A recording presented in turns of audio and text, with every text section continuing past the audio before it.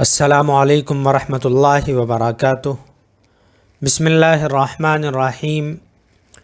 وللحرف فی کلام العرب فوائد کالربط بین الاسمین نحو زید فی الدار او الفعلین نحو ارید ان تضرب او اسم وفعل کضربت بالخشبۃ او الجملتین نحو ان جاءنی زید اکرمتہ وغیر ذلك من الفوائد التي تعرفها في القسم الثالث ان شاء اللہ تعالی۔ وللحرف فی کلام العرب فوائد، اور کلام عرب میں حرف کے بہت سے فائدے ہیں، جیسے ربط نمبر 1 جو دو اسموں کے درمیان ہو، جیسے زید فی الدار۔ نمبر 2 اول فعلینی، یا ربط جو دو فعلوں کے درمیان ہو، جیسے ارید ان تضرب۔ نمبر 3 او اسم و فعل، یا وہ ربط جو ایک اسم اور ایک فعل کے درمیان ہو، جیسے ضربت بالخشبۃ۔ نمبر 4 اول جملتینی، یا وہ ربط جو دو جملوں کے درمیان ہو، جیسے ان جاءنی زید اکرمتہ۔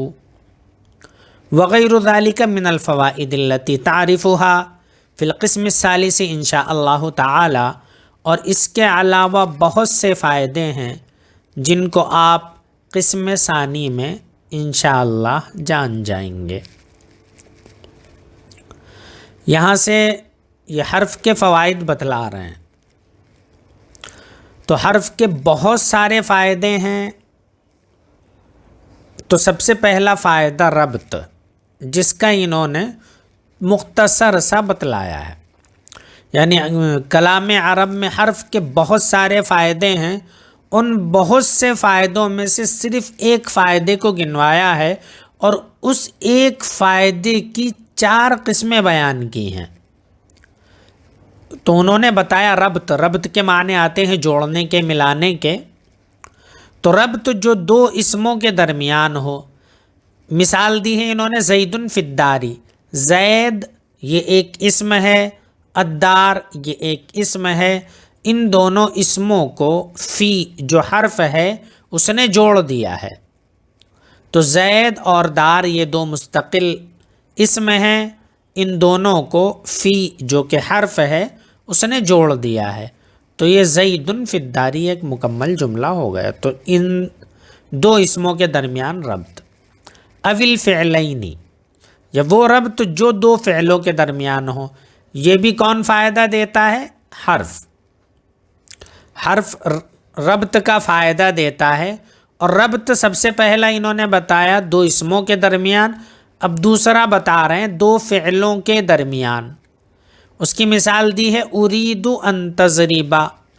اریدو یہ ایک فعل ہے، تضربو یہ ایک فعل ہے، ان دونوں فعلوں کو آپس میں جوڑ دیا ہے ان نے، جو کہ حرف ہے۔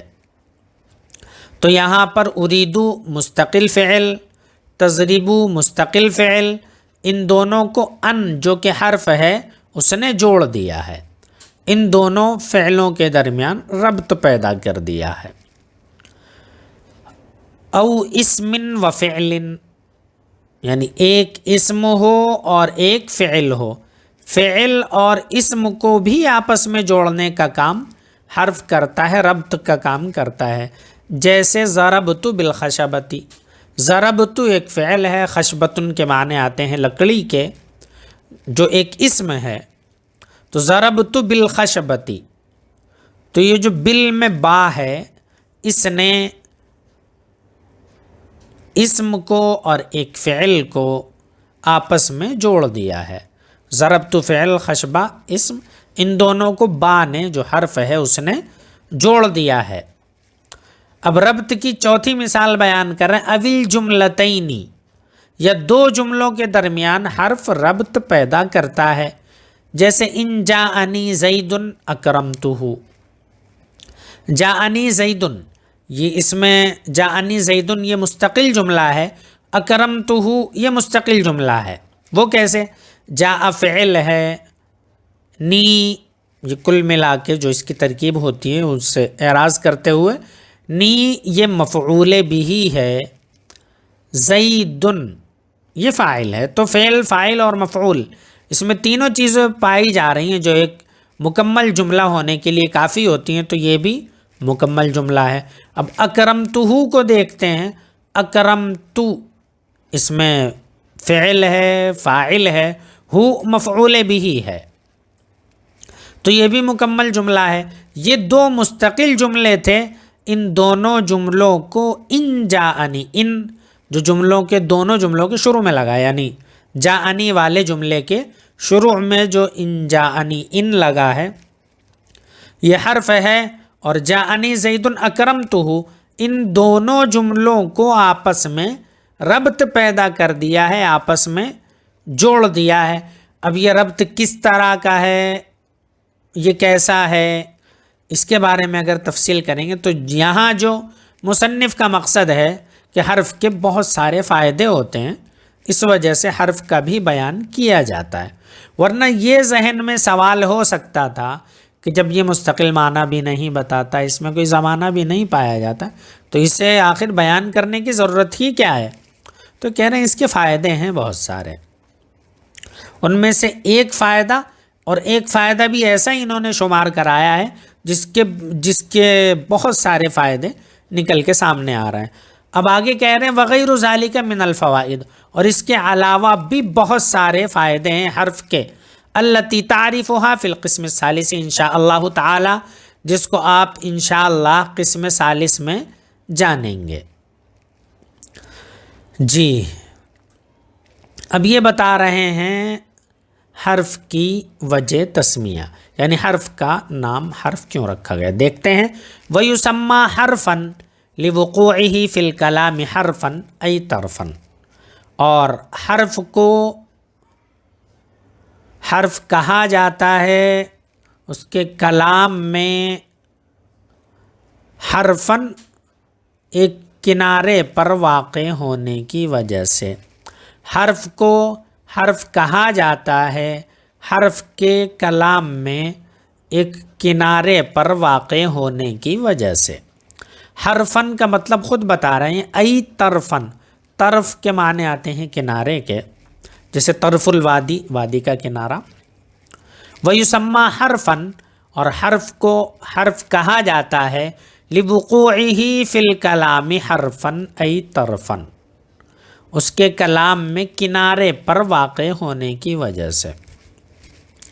آپ کے ذہن میں ایک سوال ہونا چاہیے کہ ابھی ہم مثالیں پڑھ کے آ رہے ہیں، زید فی الدار، ضربت بالخشبۃ، ارید ان تضرب، ان جاءنی زید اکرمتہ، یہ ساری مثالیں ابھی جہاں پہ ہم یہ پڑھ رہے تھے وَلِلْحَرْفِ فِي كَلَامِ الْعَرَبِ فَوَائِدُ، ہم یہاں پڑھا ہے ہم نے، تو ان میں جو مثالیں دی ہیں مصنف علیہ الرحمہ نے، ان میں تو کنارے پر صرف ایک مثال میں ہے ان جاءنی، لیکن کنارے پہ بھی کام ہو تو سب سے شروع میں ہے۔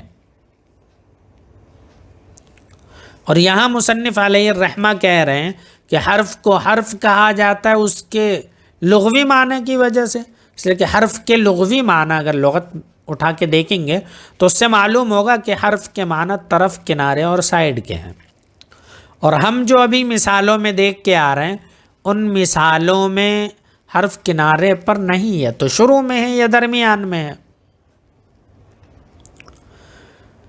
تو مصنف علیہ الرحمہ کا اس وجہ سے یہ بتانا کہ حرف کو حرف کہا جاتا ہے یہ تو غلط معلوم ہوتا ہے، تو اس غلط معلوم ہونے، یہ جو سوال ہو سکتا تھا کہ یہ غلط ہے، اس کا جواب مصنف علیہ الرحمہ دے رہے ہیں۔ یہاں پر کوئی سوال نہیں ہے، سوال ہو سکتا ہے، اس لیے کہ مصنف نے ابھی اپنی پوری بات نہیں کی ہے، اپنی بات مکمل ختم نہیں کی ہے۔ وہ کہہ رہے ہیں کہ اذ لیس مقصودا بالذات مثل المسند والمسند الیہ، اس لیے کہ وہ مقصود بالذات نہیں ہوتا ہے مسند اور مسند الیہ کی طرح۔ یہ کیا کہنا چاہ رہے ہیں؟ جیسے مثال کے طور پہ ایک اسم ہے وہ مقصود بالذات ہوتا ہے، ایک فعل ہے وہ مقصود بالذات ہوتا ہے، جیسے ضربا زیدن، اس میں ایک فعل ہے اور ایک اسم ہے، ہمیں زید سے بھی مقصد ہے اور ضرب سے بھی مقصد ہے، یعنی جو ہمارا اس جملے کو بولنا وہ یہ ہے کہ زید نے مارا ہے، یعنی ضربا جو فعل ہے وہ معنی بھی بتلانا مقصود ہے، اور زید جو ایک اسم ہے، جو ایک شخصیت ہے، اس کے بارے میں بھی بتلانا مقصود ہے۔ لیکن اگر حرف ہوتا ہے تو وہ مقصود بالذات نہیں ہوتا ہے، وہ مستقل نہیں ہوتا ہے۔ تو یہاں پر لغوی معنی تو وجہ تسمیہ میں شامل ہیں، لیکن حقیقت میں حرف کی جگہ کنارے پر نہیں ہوتی ہے، یہ بتلا رہے ہیں۔ بہت باریک سی بات ہے، آپ ذرا اچھے سے سمجھیں اسے، کہ حرف کو حرف کہا جاتا ہے اس وجہ سے کہ وہ مقصود بالذات نہیں ہوتا ہے۔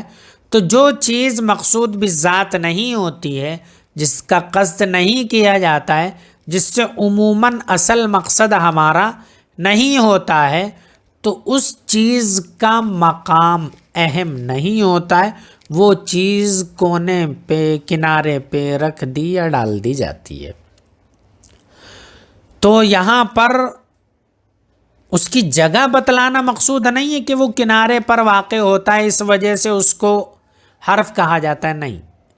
جو کنارے پر چیزیں رکھ دی جاتی ہیں عموماً سائیڈ لگا دی جاتی ہے کہ اسے ہلے سے لگا دو، سائیڈ لگا دو، تو وہاں پر ہمارا ذہن یہ کہتا ہے کہ اس چیز سے ہمیں کوئی کام نہیں ہے، یہ اصل چیز نہیں ہے۔ جیسے مسند اور مسند الیہ مقصود بالذات ہوتے ہیں کہ وہاں پر جو بات بتائی جا رہی ہے جملے کے اندر، وہاں پر ایک مسند ہوتا ہے اور ایک مسند الیہ ہوتا ہے۔ مسند الیہ جس کی طرف کسی بات کی نسبت کی جائے، جس سے کسی بات کو جوڑا جائے، مسند جس کو جوڑا جائے، جیسے ضربا زیدن، اس میں زید مسند الیہ ہے، وہ مستقل بالذات ہے۔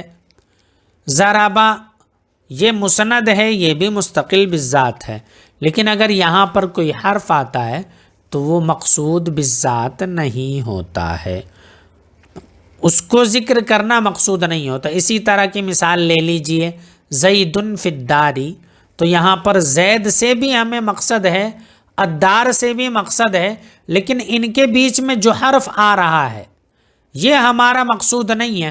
ہمارا اس جملے کو بولنا وہ اس وجہ سے ہے چونکہ ہم یہ بتلانا چاہ رہے ہیں کہ زید گھر میں ہے، میں بتلانا یہ مقصود ہے ہمارا۔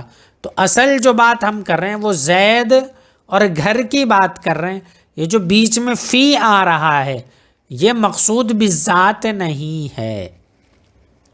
تو جو چیز مقصود بالذات نہیں ہے، مقصود بالذات مسند ہوتا ہے، اولاً تو مسند الیہ ہوتا ہے، اس کے بعد مسند ہوتا ہے، اس کے بعد یہ حرف جو کچھ فائدے دیتے ہیں ان کا نمبر سائیڈ میں آتا ہے۔ تو یہ انہوں نے جو وجہ بتائی ہے بڑی مشکل سی وجہ بتائی ہے، بڑا سمجھنے والی چیز ہے، بہت باریک بات گویا کہ مصنف علیہ الرحمہ بتلا رہے ہیں۔ اور آج کا سبق کافی لمبا ہو گیا ہے اور یہاں پر ہماری فصل ثانی بھی ختم ہو رہی ہے، تو میں رخصت چاہتا ہوں۔ السلام علیکم ورحمۃ اللہ وبرکاتہ۔